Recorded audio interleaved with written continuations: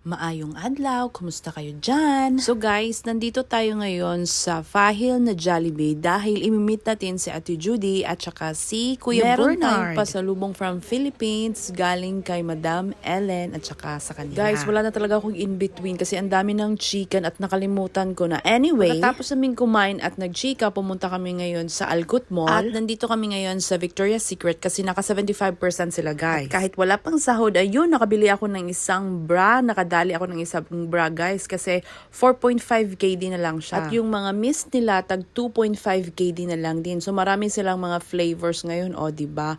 Parang mga bago din silang mga collection. Sa mga gustong bumili ngayon para sa mga pasalubong Pampinas, pwede na kayong bumili ngayon. At ito naman yung bra na napili ko. Magandang kulay naman siya, diba? Kasi guys, pag hindi ito naka-sale, sobrang mahal, hindi ako afford. At yun, magbabayad na nga tayo dito sa cashier. Isang 4.5 at saka isang 5.5. At ang mas nakakaganda dito guys, kasi pag may aura ka, meron kang discount. Pero nung tiningnan ko yung aura ko, nasa 200 fils lang guys, hindi na kaya. Kaya sabi ko na lang sa kanya, sabi ko, wag mo na lang i-deduct, okay na yon. Nakapink pala ako ngayon. Victoria's Secret pala ako.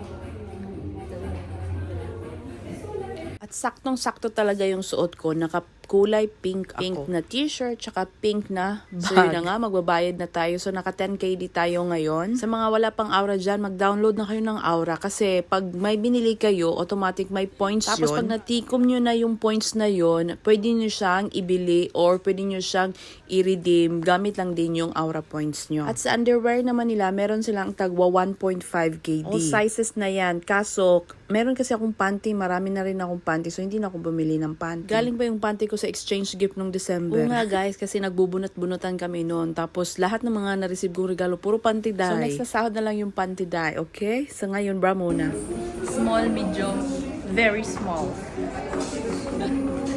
Nangarap lang ako dito na very small daw yung size ko. Pagkatapos nun, umaura muna ako kasi nagpili-pili pa sila. So yan yung outfit natin for today's video. Naka-pink tayo na t-shirt, jeans na pants, pink na bag, o diba?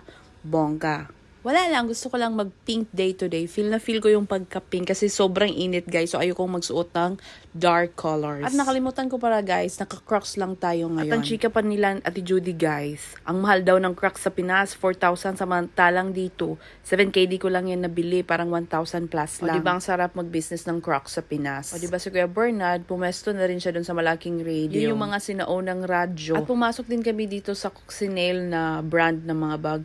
Dahil sobrang mahal dahil 125 KD. Yun tingnan mo 125 KD. Galing daw ito ng Italy. So window shopping lang naman ang ginawa namin dito, diba? Ganun-ganun lang, Kita nyo naman yung mga presyo, diba? Tapos ang kabila pala niyan, guys, is guess. Hindi pala namin napasukan yung guess. Next time na lang, pag may sahod, buy Coccinelle. At sa kalagitnaan ng Alcut, guys, meron tayong nakitang camel Saya, dito. uy, Camel, Jude, camel. Yun nga lang, kulay blue siya, hindi siya kulay brown. So, yun pala, guys. Ang dami pala naka-sale ngayon. Pero ang problema, guys, wala pang sahod. So, hintay muna tayo ng sahod next week. Inshallah, darating na siya. At para makapag-shopping tayo, char lang, guys. Marami tayong mga responsibility. Later na yung mga shopping na yan. Marami tayong problema ngayon. So, pass muna sa buwan na ito. So, that's it, guys. I hope na nag-enjoy kayo sa video ko na ito. Please don't forget to like and subscribe on my channel. And see you again on my next vlog. Bye-bye!